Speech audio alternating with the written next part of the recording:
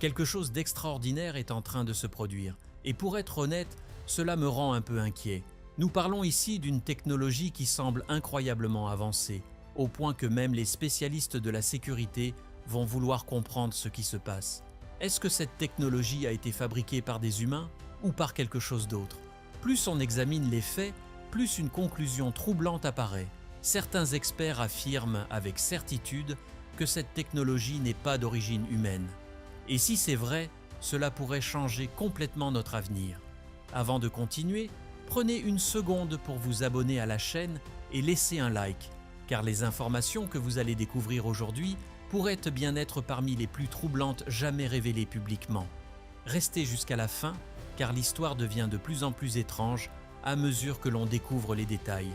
Le 20 juin 2025, dans la ville de Mexico, un événement remarquable s'est produit. Pour la première fois depuis très longtemps, ce ne sont ni l'armée ni un gouvernement qui ont présenté au monde un objet volant doté d'une technologie étrange. Ce sont des citoyens ordinaires, des personnes comme vous et moi. L'objet en question était une petite sphère métallique que certains ont commencé à appeler la sphère. Dès le moment où elle a interagi avec un réseau électrique à Oruro à haute tension en Colombie, elle a commencé à défier les règles normales que nous pensons comprendre sur la physique et la technologie. Mais le véritable mystère n'est apparu que plus tard, lorsque des scientifiques ont réussi à examiner l'intérieur de sa coque extérieure extrêmement solide.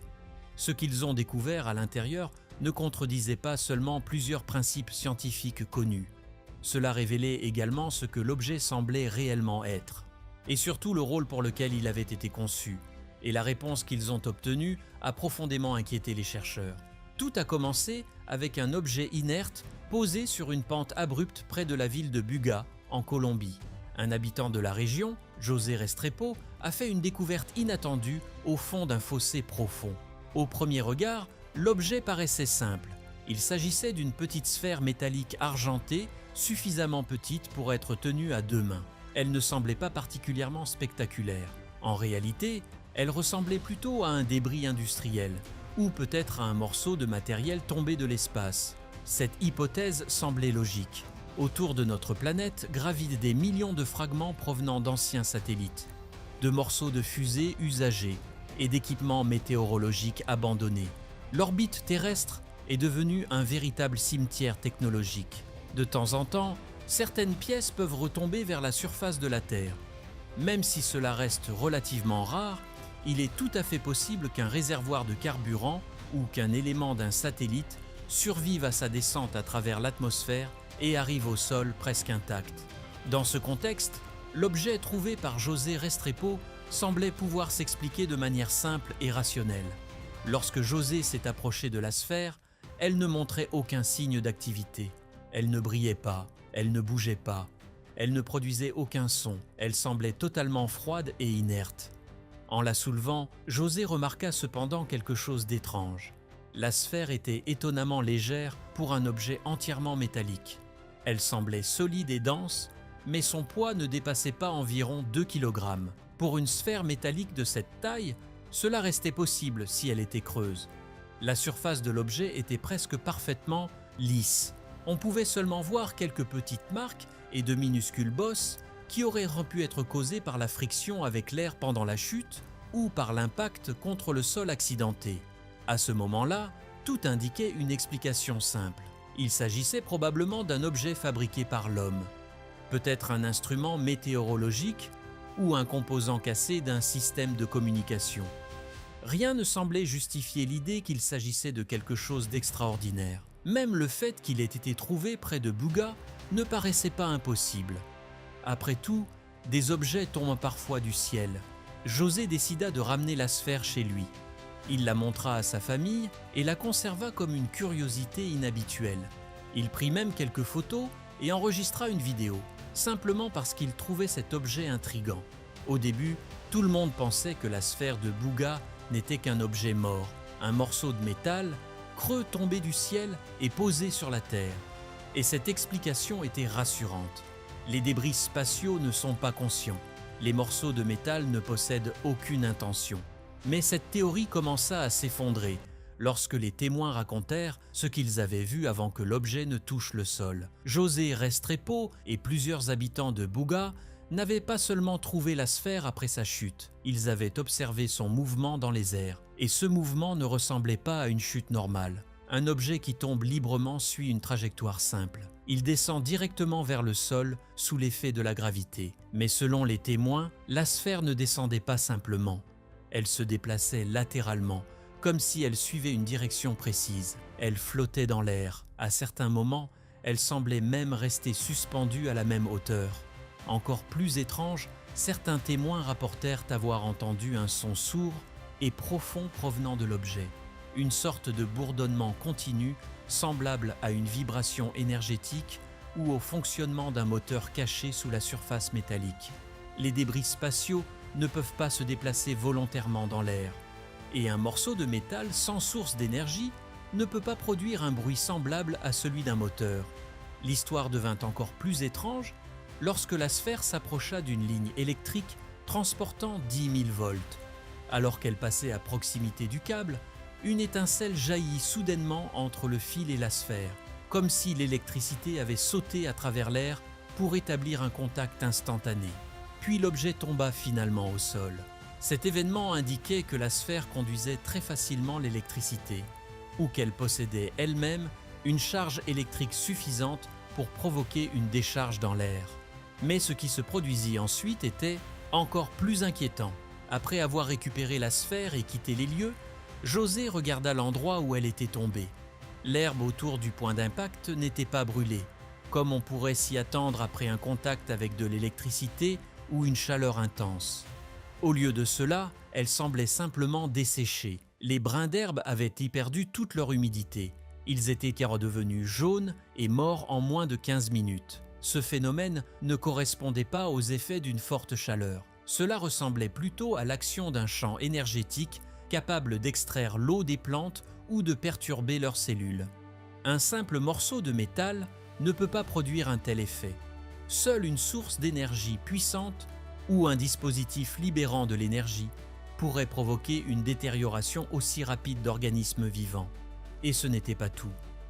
Peu de temps après avoir manipulé la sphère, José Restrepo commença lui aussi à ressentir des symptômes inquiétants. Il ressentait un goût métallique très intense dans la bouche. Il souffrait de nausées, de vertiges et de violents maux de tête. Encore plus étrange, ses empreintes digitales disparurent temporairement. Cette condition est extrêmement rare et apparaît généralement après une exposition à certaines radiations ou à des substances chimiques dangereuses. Ces symptômes durèrent près de 2 jours. À ce moment-là, une conclusion commençait à s'imposer. Cet objet n'était pas inoffensif. Il semblait capable de se déplacer de manière contrôlée, d'interagir avec un système électrique puissant, d'endommager la végétation autour de lui et même d'affecter la santé d'un être humain. L'idée qu'il s'agissait simplement d'un morceau de satellite devenait de plus en plus difficile à défendre, et une question beaucoup plus inquiétante commençait à émerger. Quelle sorte d'énergie pouvait bien se trouver à l'intérieur de cette sphère? Finalement, l'objet fut confié à David Alvarado, un ingénieur colombien spécialisé en électronique qui possédait un petit laboratoire technique. David n'était pas un théoricien, ni un amateur d'histoires extraordinaires. C'était quelqu'un qui pensait comme un technicien. Pour lui, chaque objet possède une structure logique. Avec les bons instruments, on finit toujours par comprendre comment il fonctionne.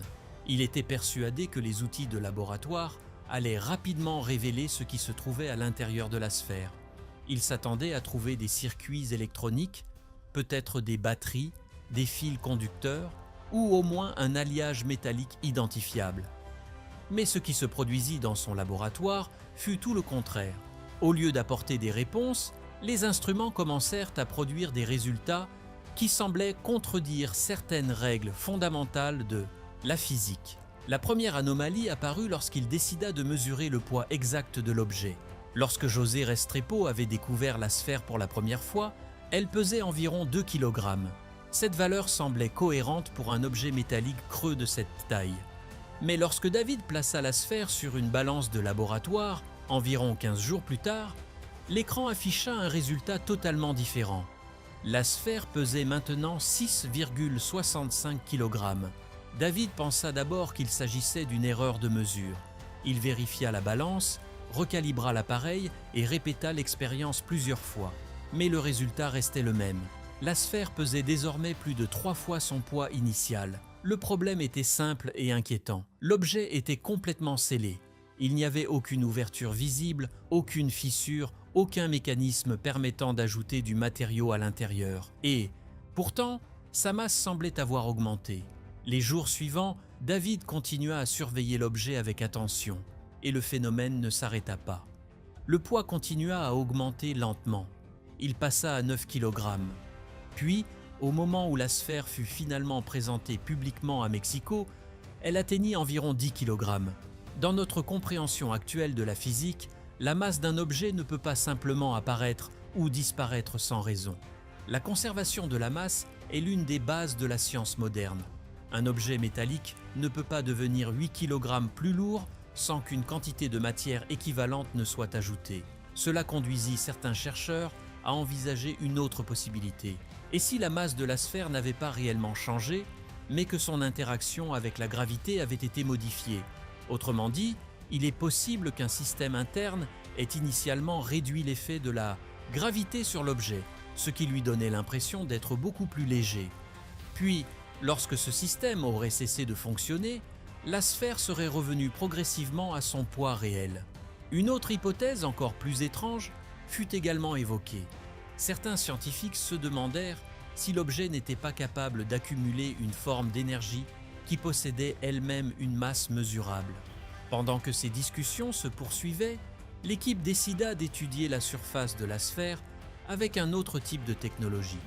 Des observateurs avaient remarqué la présence de symboles et de gravures très fines sur la surface métallique. Ces marques semblaient disposées selon des motifs précis. Afin d'obtenir une représentation exacte de ces symboles, les chercheurs utilisèrent un scanner industriel à laser capable de capturer les plus petits détails tridimensionnels. Ce type d'appareil est normalement capable d'enregistrer des irrégularités de surface de quelques microns seulement. Mais lorsque le scanner fut activé, quelque chose d'inattendu se produisit. Le modèle tridimensionnel généré par l'appareil montrait clairement la forme générale de la sphère. Cependant, les symboles visibles à l'œil humain avaient totalement disparu dans les données numériques. Ils n'existaient tout simplement pas pour le scanner. David et ses collègues augmentèrent de la précision de l'appareil et répétèrent plusieurs analyses. Mais le résultat resta identique. Les gravures que les chercheurs pouvaient observer directement semblaient invisibles pour le faisceau laser. Cela suggérait que le matériau de la sphère possédait une propriété optique très particulière. À certains endroits précis, la surface semblait capable d'absorber ou de diffuser la lumière laser d'une manière sélective. En d'autres termes, la sphère semblait capable de masquer certaines parties de sa structure aux instruments de mesure. Cette découverte provoqua un profond malaise parmi les chercheurs. Ils avaient devant eux un objet capable de modifier son poids apparent et de résister aux techniques modernes de numérisation. Les méthodes habituelles de la science des matériaux commençaient à montrer leurs limites. Si nos instruments ne peuvent même pas mesurer correctement un objet, comment pouvons-nous espérer comprendre ce qu'il est réellement? Pour certains scientifiques présents dans le laboratoire, la sensation était étrange. La sphère semblait presque se comporter comme un organisme vivant, refusant d'être observé. Malgré ces difficultés, l'équipe décida de poursuivre les analyses. L'objet fut envoyé au Mexique afin qu'un spécialiste des matériaux puisse examiner sa composition interne avec des instruments plus avancés. Le chercheur chargé de cette étude était Rodolfo Garza, un expert reconnu dans l'analyse des métaux et des structures microscopiques. À partir de ce moment-là, l'étude de la sphère passa d'une simple observation extérieure à une véritable investigation scientifique de sa structure interne. Et ce que Garza découvrit allait encore compliquer le mystère. Sous un microscope électronique, la couche extérieure de la sphère ne ressemblait pas à un métal ordinaire. Les premières analyses révélèrent que la coque était composée principalement d'aluminium, d'une pureté exceptionnelle. Mais ce n'était pas la seule surprise. L'épaisseur de la coque n'était pas uniforme. La partie nord de la sphère était légèrement plus épaisse que la partie sud, ce qui suggérait que la distribution du poids avait été calculée avec une précision extrême. Mais le détail le plus étrange apparut lorsque Garza examina la structure microscopique du métal. À l'intérieur de l'aluminium se trouvaient de minuscules filaments extrêmement fins. Des analyses chimiques montrèrent que ces filaments étaient composés d'oxyde de silicium et de zinc. En termes scientifiques, cela correspond exactement à la composition de fibres optiques, et leur présence à l'intérieur du métal soulevait un problème majeur, car les humains ne fabriqueront pas normalement des objets de cette manière. Les fibres optiques sont généralement placées dans des gaines ou fixées codicises à des surfaces. On ne coule pas de l'aluminium en fusion directement autour de fils de verre extrêmement fragiles. La chaleur les détruirait immédiatement.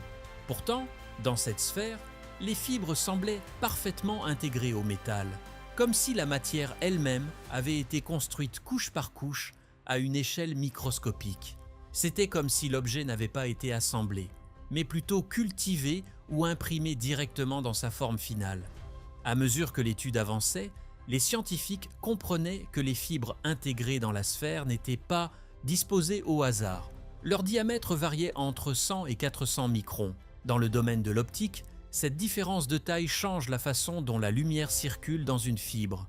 Certaines peuvent transporter des longueurs d'onde très spécifiques, tandis que d'autres servent à détecter des signaux lumineux extrêmement faibles. Cette diversité suggérait que les fibres n'avaient pas toutes le même rôle. Les plus épaisses pouvaient servir à transmettre de l'information sur de longues distances ou à analyser l'environnement atmosphérique. Les plus fines, elles, auraient pu détecter des molécules biologiques, des rayonnements ultraviolets ou d'autres formes de lumière invisibles pour l'œil humain. Entre ces fibres et la couche métallique se trouvait une fine barrière composée de carbone, d'azote et d'oxygène. Cette couche semblait agir comme un isolant, séparant les différents éléments internes de la structure. Cela indiquait que la sphère n'était pas simplement un objet creux ou une pièce mécanique. Sa surface entière fonctionnait plutôt comme un réseau sensoriel extrêmement complexe.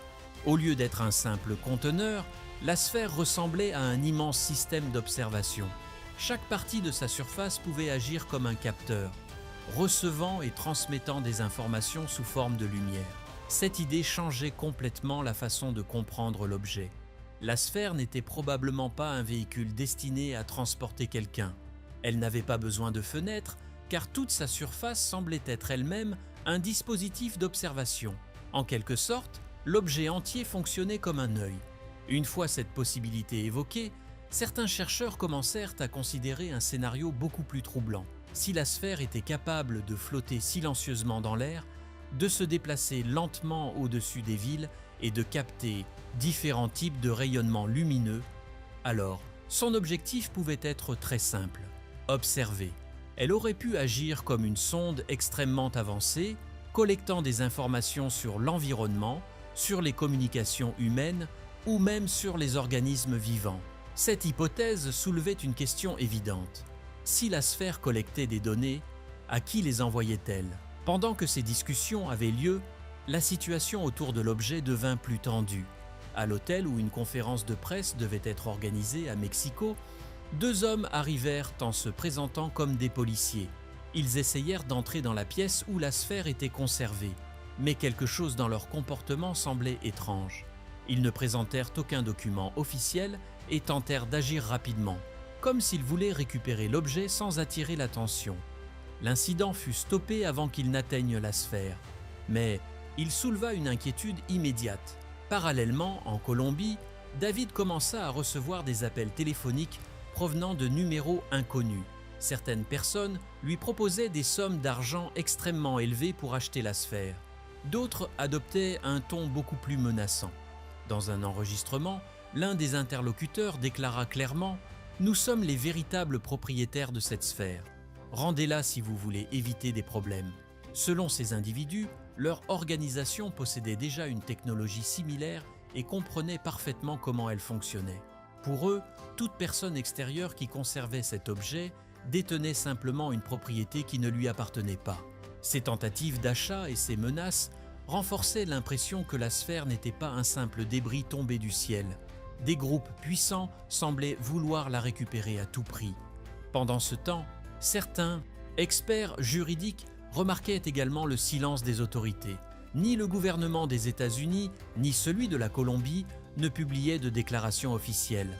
Mais ce silence ne signifiait pas forcément un manque d'intérêt. Dans de nombreuses situations liées à la sécurité nationale, les gouvernements préfèrent observer discrètement avant d'intervenir. Ainsi, les personnes qui étudièrent la sphère se retrouvèrent dans une position très délicate. D'un côté, elles avaient entre les mains une technologie inconnue, capable d'avoir des effets biologiques sur les êtres humains. De l'autre, elles faisaient face à des pressions provenant de groupes déterminés à contrôler l'information. Ce qui avait commencé comme une simple découverte scientifique devenait progressivement une situation dangereuse. Aujourd'hui, une hypothèse commence à prendre forme. La sphère trouvée près de Buga, ainsi qu'un objet similaire découvert dans la région de Yambo, pourraient être des dispositifs d'observation autonomes créés par une intelligence non humaine. Ces machines semblent construites avec des métaux extrêmement résistants et des réseaux complexes de capteurs optiques. Leur fonctionnement repose probablement sur des principes énergétiques que la science humaine commence à peine à explorer. Si cette idée est correcte, alors l'objet ne s'est pas écrasé à cause d'une panne mécanique. Il aurait simplement interagi accidentellement avec un système électrique humain beaucoup plus primitif, ce qui aurait perturbé son fonctionnement. L'événement est historique, pour une raison simple. Pour la première fois, une technologie aussi avancée n'est pas enfermée dans un laboratoire militaire secret. Elle se trouve entre les mains de civils et de scientifiques indépendants. Mais cette situation apporte aussi une conclusion troublante. Il est possible que notre ciel ne soit pas aussi vide que nous l'imaginons. Ces sphères pourraient traverser silencieusement l'atmosphère, flotter au-dessus des villes, des bases militaires et même des habitations privées, sans être détectées. Peut-être enregistrent-elles des données sur notre planète depuis longtemps. Si c'est le cas, alors une idée devient difficile à ignorer. Nous pourrions vivre dans un monde où chaque mouvement, chaque changement biologique et chaque action humaine est observé par des dispositifs invisibles. Et la question la plus importante n'est peut-être plus de savoir qui les a créés. La vraie question est la suivante. Que comptent-ils faire avec tout ce qu'ils ont appris sur nous ?